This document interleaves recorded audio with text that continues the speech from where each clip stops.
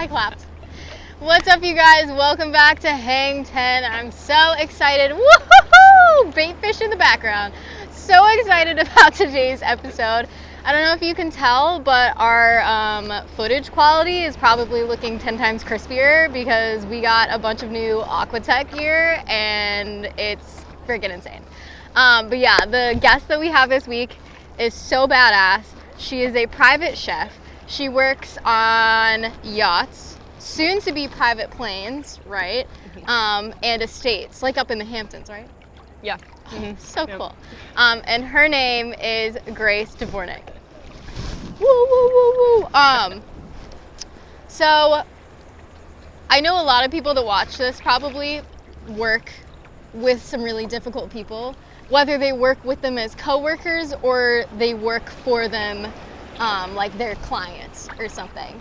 And I know a lot of people struggle with how to maintain their cool and how to also maintain good mental health when they work with really difficult people. And I'm sure being a luxury private chef, you've probably worked with some pretty difficult people who have a whole lot of money who can tell you what to do. So that's kind of what I wanted to cover today, if you're cool with that, and kind of tips you can give and things that have helped you like in your upbringing to deal with those people, and maybe some tips that you can give other people for those situations. Yeah, absolutely. So working on private yachts specifically, the clientele, high net worth individuals, and you are living with your crew, but also living with the guests. So unlike other service industry jobs where you get to go home, blow off steam, you are on a boat. It's a bunch of adults sleeping in bunk beds in crew quarters, very tight quarters. I'm not gonna lie, dude, that sounds like my worst nightmare. They're pretty small. Like sometimes you can't roll over, you'll fall onto the person below that's you. nuts. No thanks. Nope.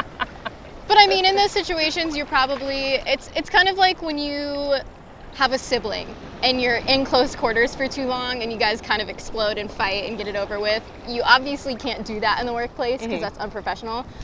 Do you do any self-talk? Do you journal?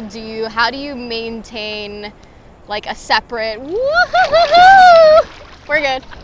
That was scary. How do you maintain kind of a separate and healthy work-life balance with difficult people like that? Yeah. Well, for me personally, I work freelance. So instead of having one permanent position, working on a yacht full-time, working on a private estate full-time, I'm able to pick up short-term contracts. So for me personally, that helps me be able to unwind. I am able to leave work at work and then come back home for a couple days, a week or two, and just take care of my health and well-being that way. But at work, on the job, it's definitely important to try to, specifically on boats, to try to get off the boat when you can. So I usually have a rule in my galley. That can be metaphorical too. Get off the boat when you can. Take some time away from work when you can. Yeah, definitely. I have a rule in my galley. I am the only one allowed to take out the trash. So that way I can get off the boat, take a walk down the dock, kind of clear my head. I joke that my trash runs are my equivalent of the hot girl walk. Right. Yeah. But that helps me to to get out of that environment, cool off if, maybe something isn't going quite as planned cooking, maybe it's kind of a rowdy, rambunctious environment, and that just helps me to cool down. But or if you just need a change of scenery. Oh, definitely. It's nice to change up your environment. So that's a great tip. Change up your environment as often as you can, even if it's, a 15-minute break to go take out the trash. And I know you were talking about your theater background and how that kind of helped you deal with difficult customers, especially. Like dealing with the outrageous requests. Because I know you said some people request pineapple in the afternoon because in the morning it tastes differently. Or they only eat steak on Thursdays, never on any other day of the week because it tastes, different the other days of the week. How do you use kind of your background in theater or acting to deal with people like that? Yeah, so I have a bachelor's degree in theater and grew up performing. And I joke that is one of my biggest assets as a chef. Being a theater kid, you're always, exposed to different types of people. and you're able to present yourself in a different way. So I think, one, it helps with public speaking. So whether I'm speaking with clients or speaking in an interview, I can take on that professional persona. But something that has always stood out to me was in an improv class, there's a principle called yes and. So that means you don't say I'm familiar with that. No to anything. Right. Or you want to keep progressing the scene if you're on stage. But I take that as a yacht chef or a state chef. Saying no is not an option to people. You know, they're paying for a luxury service, they're on vacation. We made it, we're good. Anyways, back to it. And they're, they want the best experience possible. So saying no is not an option. But I like to, sometimes you have to creatively redirect. If something just isn't going to happen, if something isn't possible that day, then you have to be able to adapt and improvise. Well, I feel like for a lot of people, work becomes very personal, especially if they're spending enough time at it. Mm-hmm. So I think that second great tip is, even if you don't have a theatrical background, is to kind of approach it like acting. Mm-hmm. Like, take on a different persona, even if it feels a little fake, if it helps you get through the day and teaches you something in the end, because at the end of the day, if you felt like you were acting for 8 hours, but it taught you that you can adapt, overcome, and improvise, that seems like a win to me.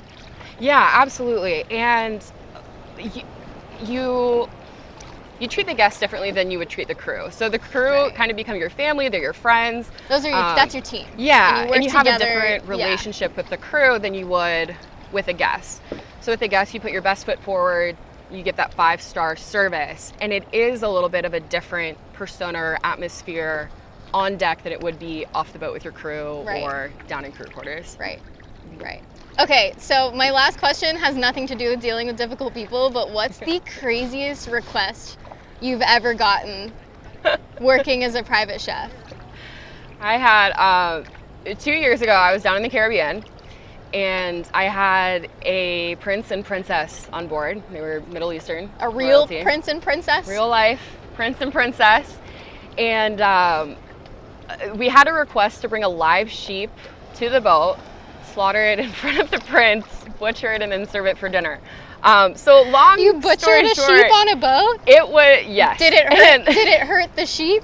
Well, thankfully, there was a miscommunication between the Arabic-speaking prince, English-speaking captain, and French-speaking farmer on the local island. This sounds like a bad joke. When you what happens when you're like a prince, French captain, and a American captain on a boat, and then you're asked to slaughter a sheep? Yeah. So thankfully, I didn't have to take care of that aspect, but the sheep arrived to my galley in an industrial-sized trash bag in 5 huge pieces, and the captain got a hacksaw out of his toolbox.